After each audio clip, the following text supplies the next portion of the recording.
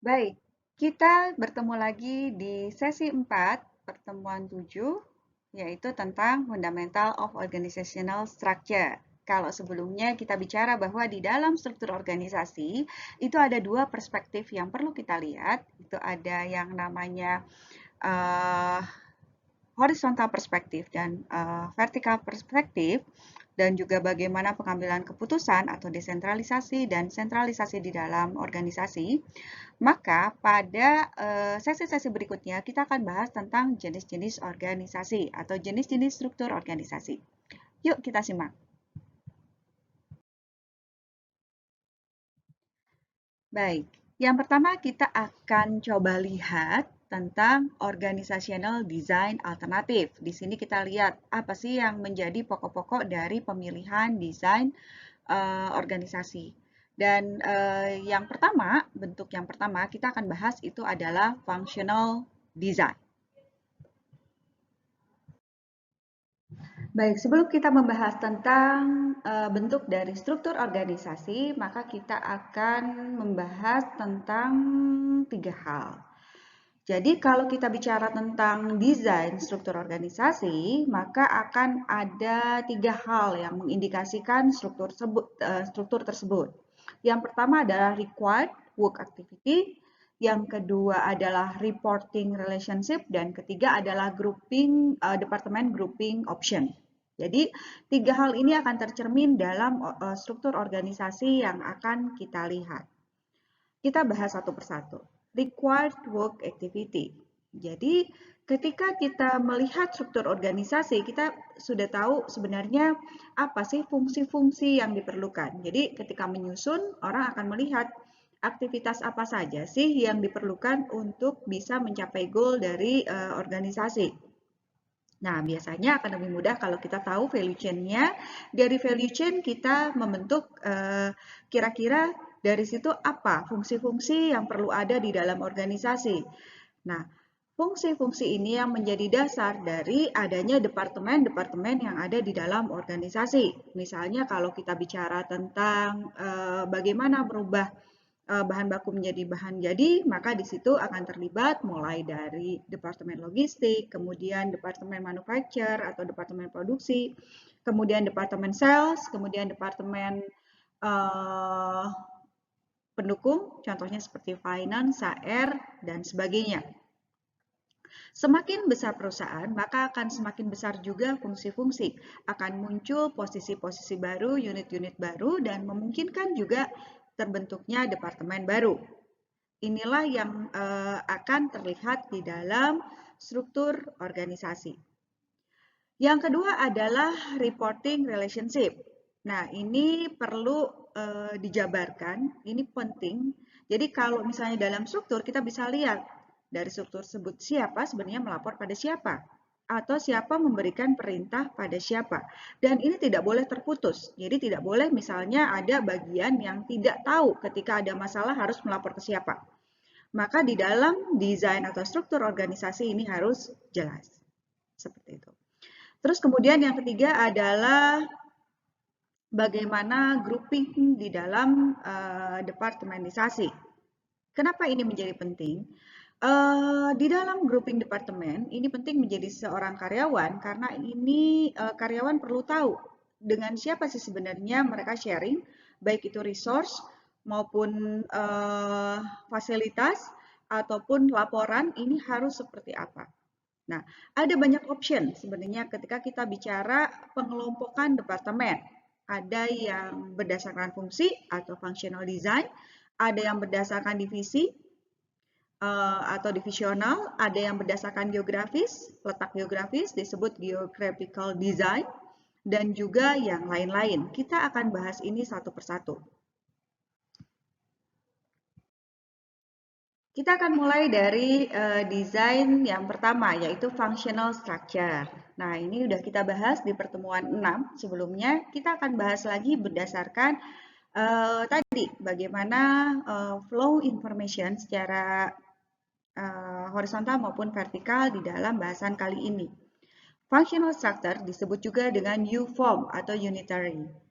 Nah, aktivitas yang dilakukan di dalam kelompok ini disatukan berdasarkan fungsi, mulai dari bawah sampai ke atas organisasi. Jadi memang benar-benar based on function. Kapan sih kita menggunakan functional structure? Yang pertama, bila in-depth expertise, jadi keahlian di dalam masing-masing fungsi ini menjadi penting di dalam organisasi. Dan yang kedua, ketika organisasi membutuhkan kontrol dan koordinasi itu secara vertikal. Jadi kebutuhannya memang informasi yang dibutuhkan itu adalah lebih banyak vertikal dibandingkan horizontal. Maka akan lebih cocok menggunakan functional structure.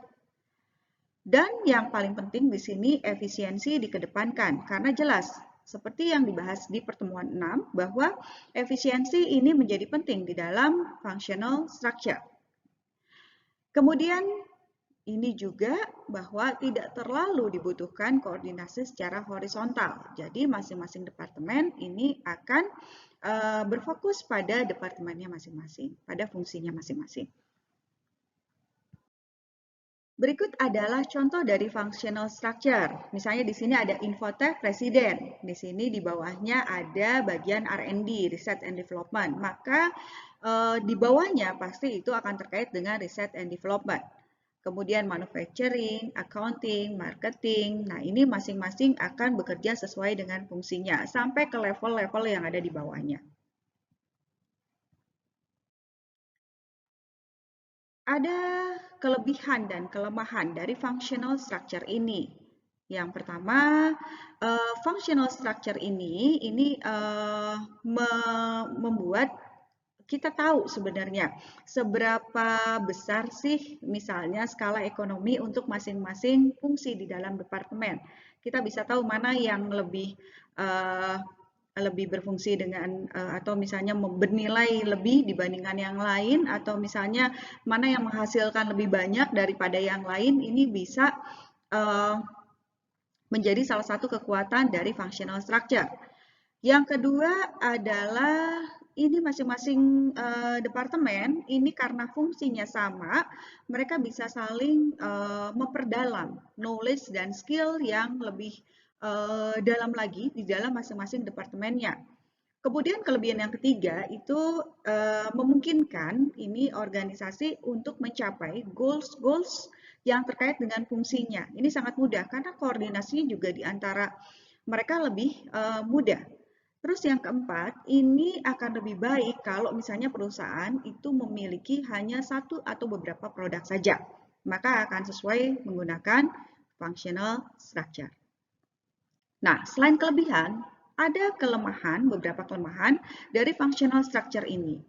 Yang pertama, karena tadi fokusnya hanya pada di fungsi tertentu, sedangkan lingkungan itu berkembang dengan cepat, biasanya agak atau mungkin bisa dikatakan ini paling lambat dalam menerima respon perubahan dari lingkungan. Kenapa? Karena kalaupun ada dan sedikit sekali koordinasi antar departemen sehingga masing-masing fungsi hanya melihat dari sudut pandang fungsinya. Kemudian yang kedua, ini bisa membuat yang namanya decision atau pengambilan keputusan ini tertumpuk di atas. Karena seperti kita pernah bahas di pertemuan 6 bahwa functional structure ini cenderung sentralisasi, keputusan diambil di atas. Jadi karena masing-masing fungsi ini memegang fungsinya masing-masing sehingga ketika ada permasalahan atau problem yang terkait dengan beberapa fungsi atau departemen ini akan tertumpuk di atas. Nah, karena tadi mereka akan lebih banyak berkoordinasi di dalam departemennya atau fungsinya masing-masing, maka koordinasi secara horizontal, yaitu antar departemen ini menjadi lebih buruk. Karena tadi mereka lebih fokus di dalam departemennya masing-masing. Yang keempat, karena di sini mereka akan fokus pada fungsinya masing-masing, sehingga akan sulit untuk menemukan inovasi yang bisa melibatkan berbagai departemen untuk yang biasanya memang inovasi memang melibatkan beberapa departemen karena memang inovasi itu adalah salah satunya menjawab tantangan atau opportunity perusahaan ke depan.